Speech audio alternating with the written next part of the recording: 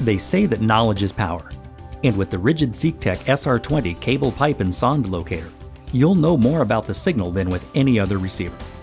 When tracing buried utility lines, the SR-20's signal readings show you the location, direction, and depth of locating signals, so you can acquire them quickly and easily trace their path.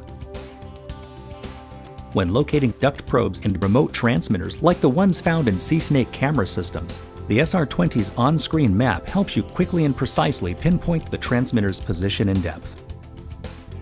Part 1 of this video will show you the basics of setting up and operating the SR-20's features, and show you how you can use those features to trace buried conductors. Part 2 of this video teaches you how to locate remote transmitters.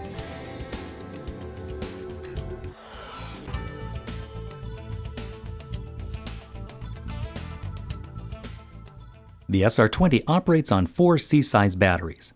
To install the batteries, locate the battery compartment on the bottom of the receiver, and turn the locking knob a quarter turn to release it.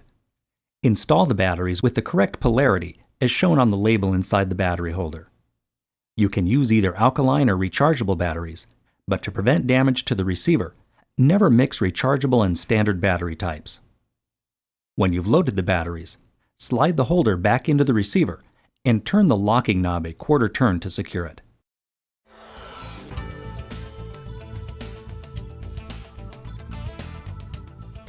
The batteries are installed, so let's power up the receiver and take a look at its interface and controls. The power key is located at the bottom right of the keypad. We'll press it, and after a few seconds the operating screen will appear, which means the receiver is ready for use. Let's start with a look at the display. The display has 2 main regions, the area outside the circle and the area inside the circle. The area inside the circle is called the active view area, and it's used to display the graphical locating elements and operating menus. Outside the active view area, we'll find indicator icons and numeric readouts. Some of these items will change depending on whether you're tracing a line or locating a sonde, so we'll cover most of these items in later segments. For now, let's look at just 2 of them. In the upper right portion of the display, you'll find the battery indicator. The icon will be completely filled in when the batteries are new, and will gradually empty as the batteries become discharged. On the left side of the display, you'll find the operating mode and frequency indicators. The number tells us the receiver is set to 33 kHz, and the icon tells us that this is an active line tracing frequency for use with a transmitter. You can select a different operating mode or frequency by pressing the frequency key. You can use the key in 2 ways. A short press cycles you through the frequencies one at a time. A long press opens a list, and you can use the up or down keys to scroll directly to the frequency you want. When the selection you want is highlighted, press the Select key in the center of the keypad to choose the frequency and close the list. You can customize the frequency list by adding or removing frequencies.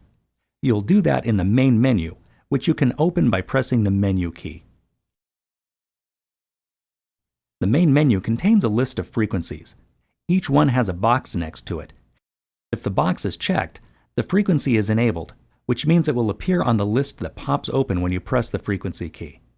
If the box is unchecked, the frequency is disabled and will not appear in the list.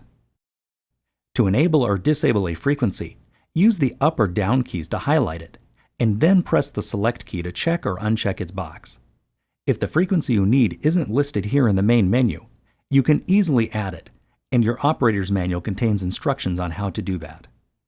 If we scroll down past the list of frequencies, we'll find some tool settings.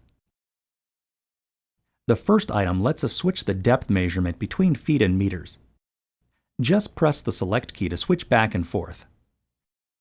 The next item controls how the LCD's backlight works. It's on automatic right now, which works well most of the time.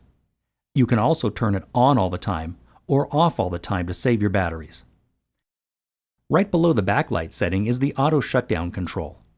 This feature turns the receiver off automatically if no keys are pressed for 1 hour.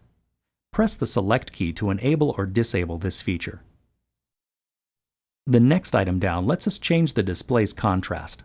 Press the Select key to open the control, and then use the frequency and power keys to adjust the screen's contrast. When you're done, press the Select key to close the control. The final three items let you add or remove display features, add or remove frequencies from the main menu, and program in custom frequencies for use with other manufacturers' equipment, and reset the receiver to its factory default settings. Refer to your operator's manual for details on these menu items and how to use them. To exit the main menu, press the Menu key. There's one more key we want to look at here, and that's the volume control key. The volume control key lets you adjust the sound level coming out of the speaker. Press the key to open the sound menu, and then use the up or down keys to change the sound level.